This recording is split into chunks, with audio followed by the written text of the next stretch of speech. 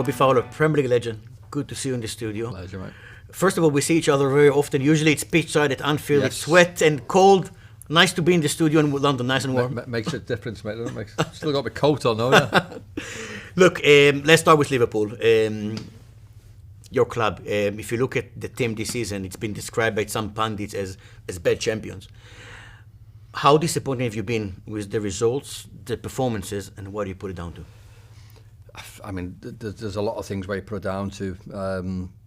Obviously, what happened at the start will play a huge part. I don't think I really need to go into that. Injuries. It has been a disappointing season. We know that because obviously you mentioned bad champions. I wouldn't go that far, because it's very difficult for a team. Not many teams do win back to back. Bad champions is not sort of a phrase I'd use. It has been disappointing results wise. They've been just haven't been consistent, have they? I think the Premier League's probably a little bit better this year than what it was last year.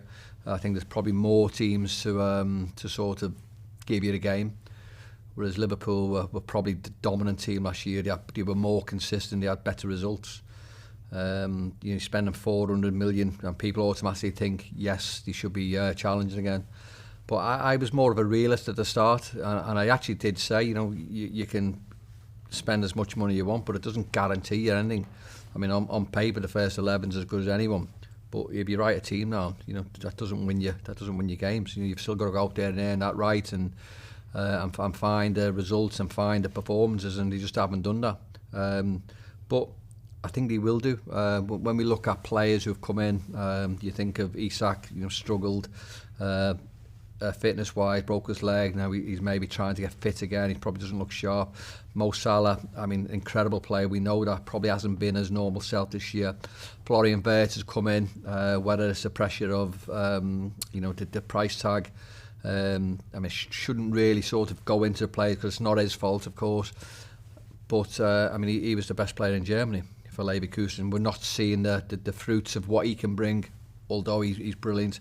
So Isak was in team of the year, Kerkez was there, but we're not seeing the best of them neither. So you think of Frimpong coming in, you've got Kerkez there, so 50% of the back four have changed. You've lost Jota, God rest his soul. You've lost obviously Núñez, you've lost Luis Diaz. So you've lost 50% of your defence and almost 3/4 of your attackers, if you like. So it's not been easy, but it was never going to be. It was never going to be easy. I'll be very direct with my next question, please. Arne Slot, do you think he will remain the manager next season, and what do you think it's down to? I think it boils down to where he finished this year. I think there's a conversation. Champions League, yes or no qualification? It's irrelevant what I think. I support whoever's the manager. So if a new manager comes in, then I'm going to support him. If Arne Slot's there, he's getting my 100% support because I'm a Liverpool fan. I want the team to be best. I want them there. So I'm not going to go down the realms of, look, get rid of this manager, get rid of that. Doesn't matter to me. I want Liverpool to win games. I want Arne Slot to win games. Of course, because he's a Liverpool manager. Even if they finish in the Champions League, there's going to be a conversation. There will be a conversation at the end of the year. Now, everyone will have their own opinion, different opinion. I'm a Liverpool fan. I want Liverpool to get results. גאקפו, איזה כדור, סלאח! הוא הבקיע במשחק האחרון בגודיסון בעונה שעברה. הוא מבקיע במשחק הראשון בדיקינסון. ליברפול 1, אברטון 0. Let's talk about club legend Mo Salah, who will leave at the end of the season. It feels like the timing feels like a win-win situation for everyone. Would you agree with that? And how would you explain the numbers we're seeing from him this season? Because there's such a big gap compared to previous years, especially last year. Yeah, I think Mo struggled this year, and he obviously hasn't been the player we've seen in the past. I'm not going to jump on him and say, oh no, his legs have gone, because he's still probably one of the fittest in the club. And of course, you get to a certain age where you're not as good as what you are. It happens to every player. Now, I'm not saying Mo is that player. I think where Mo struggled is he hasn't been the player we're seeing because he hasn't had the continuity, if you like. Because we look at his numbers in the past have been astonishing. He's played minutes, he's played games, he hasn't been injured. This year, he's had more injuries. Trent left as well. Trent left, of course, that'll play a part. But the injury-wise and being a bit part player is the wrong phrase because obviously he has played more minutes. But I think Mo needs to play. I don't think if Mo comes on, I don't think you'll see what you've seen in the past.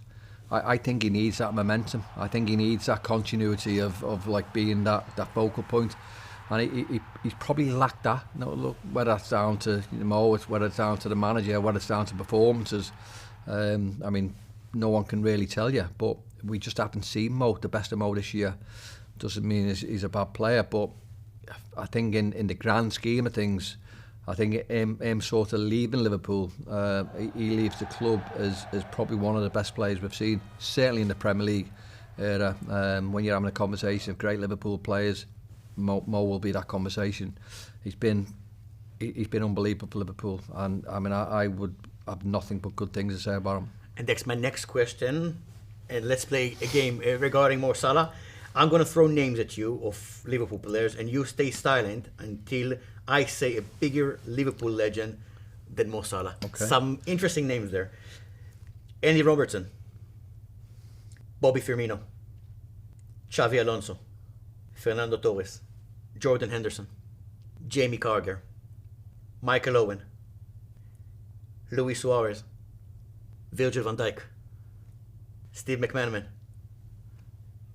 Graham Souness, John Barnes. I mean, look, I love Barnsley. Yeah, I'm gonna say. I mean, Barnsley's for me one of the best. Now, it's funny because you've just mentioned a load of names there, and everyone's different in what they've done. I mean, I'm a little bit surprised you haven't mentioned me yet, because I definitely would have spoke. But it's so hard, isn't it? It's so hard. And do you want to carry on? Have I ruined it? Have I ruined it now? Let's carry on. Let's see. Ian Rush. I mean, Rushy's incredible, isn't he? Robbie Fowler. Okay, you're very modest. Steven Gerrard. See, there you go. See, I mean, this is the beauty of Liverpool. I know every club has great players, but I think me speaking as a Liverpool fan, as a Liverpool player, playing with these players and watching them a lot closer than I've seen other clubs and other players. We've been blessed, haven't we? I mean, you've mentioned Rush, you mentioned Stevie G. I mean, I love Macca. I mean, Macca leaves Liverpool, goes and plays for the Galacticos and doesn't look out of place. That tells you how good he is. Now, from a Liverpool legend point of view, look, again, that could split opinions. But certainly from Barnsley, incredible. Rushy, incredible. I mean... And the last name... Kenny Dalglish. I know what you're going to say there. I was going to like preempt that, but yeah, I mean, look, Mo is up there. When you think of the great Liverpool players, obviously you've got Steven, you've got Barnes, you've got Rushy. Mo gets mentioned. Yeah. Mo gets mentioned. He's sat on the top table. And 18-year-old Robbie Fowler makes his first appearance in attack. Let's talk about you. I remember in previous interviews when I spoke to you, you spoke to me about that. The happiest moment you ever in your career was getting your debut for Liverpool, playing for Liverpool, and your biggest regret was leaving Liverpool. So talk us through what it meant for you, playing for Liverpool, representing Liverpool, and that happiness, that emotions of scoring goal for Liverpool at Anfield. I mean, it's an interesting question because I think over time you maybe your thought process changed a little bit. So a biggest regret is not leaving Liverpool. I might have said that at that particular time, but it's. I'm glad I left Liverpool in a way because now you've got to bear with me, but I went to other clubs and then realised sort of how special Liverpool is. So if I hadn't left, then I maybe when I'm playing for Liverpool from 17 all the way up to 26, I never knew nothing else. So I maybe took it for granted.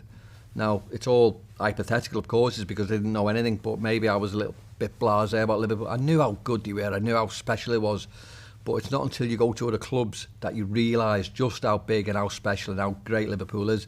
And again, that's not having, any disrespect shown to any other clubs. I played for Leeds. Leeds was a brilliant club. Man City was a brilliant club when I was there, and genuinely great Premier League clubs. And okay, Man City's not the Premier League Man City we see now, but they were brilliant. And eventually I got to sort of really enjoy my time there. Leeds was genuinely incredible, but they're not Liverpool. So when I say at the biggest regret, I never ever wanted to leave Liverpool, but I felt as though I was forced to. and it was my decision in the end. But because I was getting forced out, so I wanted to play. I mean, I suppose the regret is not going my whole career playing for Liverpool. But I played for the clubs and then realised sort of how great Liverpool is. But getting back to Liverpool was the best moment for me. So I've won trophies, I've scored goals, but re-signing for Liverpool was my moment. Robbie Fowler is back in the red for Liverpool.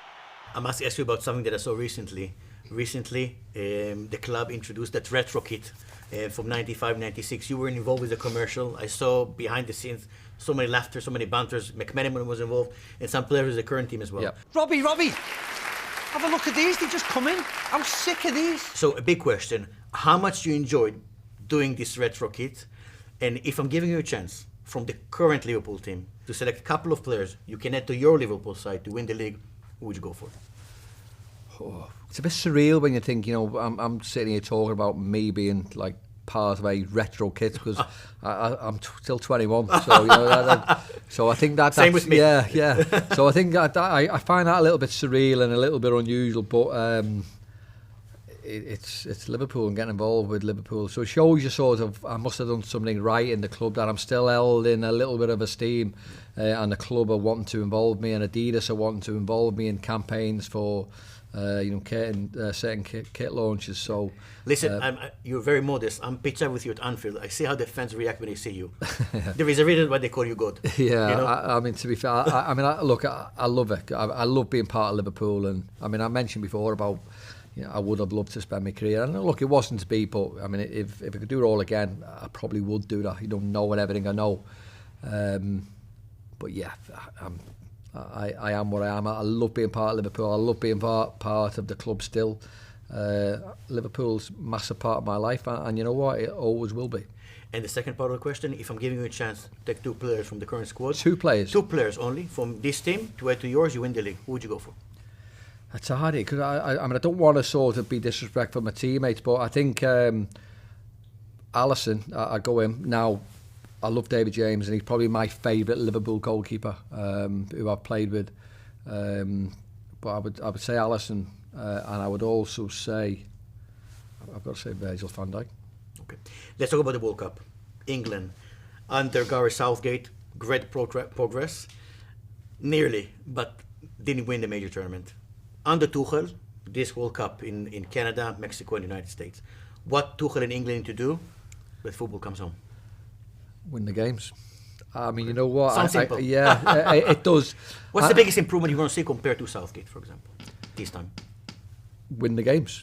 I mean, again, without sounding like really stupid here, I think Gareth Southgate was very good as an England manager. I think this is where we need to sort of side away from.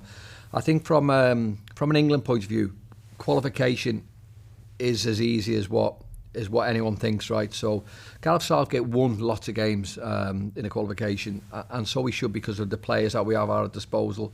He got to a World Cup semi-final. He got to a European final. So he's done remarkably well. So obviously you lose him, and then someone comes in. But when you've got to think, when England were putting out for this remit for the new manager, they wanted someone to win a trophy.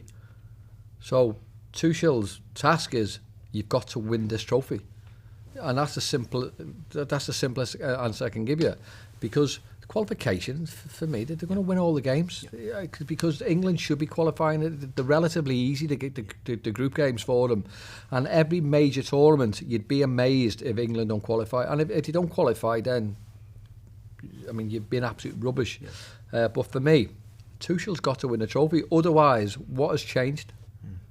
You've got to a final, you've got to a semi-final of a World Cup, a final of a European Championships. Yeah. What's changed if you don't win it? You mentioned the word change, and I want to ask you about changes in a position you know well, the England striker. Diaz de Harry Kane, כובש! Harry Kane, top strikers, English strikers. Now, it's Harry Kane, who's one of the best in the world, maybe the best as I mentioned, and there is a big gap. Yep. Is there a concern going into the World Cup and mainly thinking about the day after Harry Kane from England perspective? Yeah, I think it's a big concern. You think, I mean, who else comes in? You've got obviously Ollie Watkins, Ivan Toney's probably out of the picture now. Obviously, we're going over to Saudi, rightly or wrongly in people's opinions. Other than them, they're the type of striker that maybe is not saying Harry Kane level, but they're the type of striker that he is. I mean, the problem you have is maybe, and I've mentioned this before, I think it comes from academy level.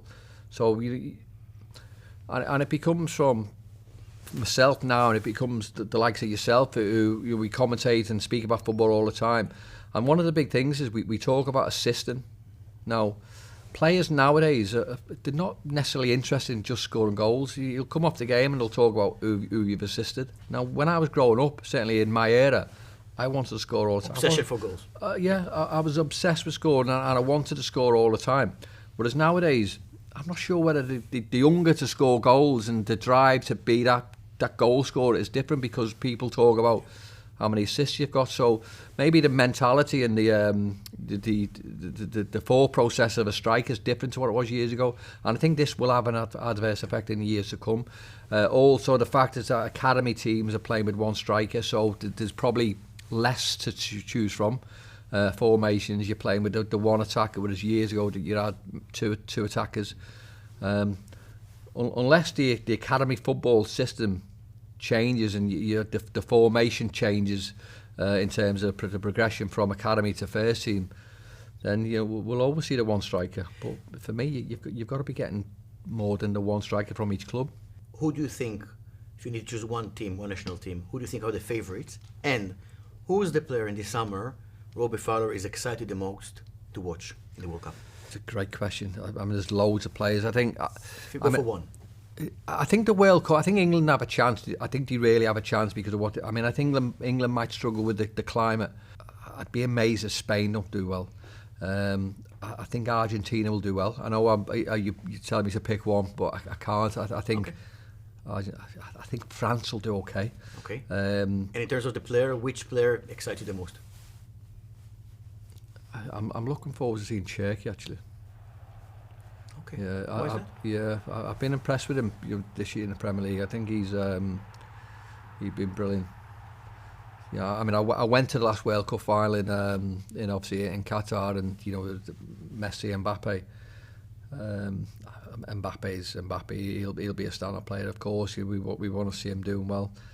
But I'm English, aren't I? So I hope Harry Kane has a stand-out performance. Pleasure as always. Thanks for your time. Top man, pleasure. Thank you.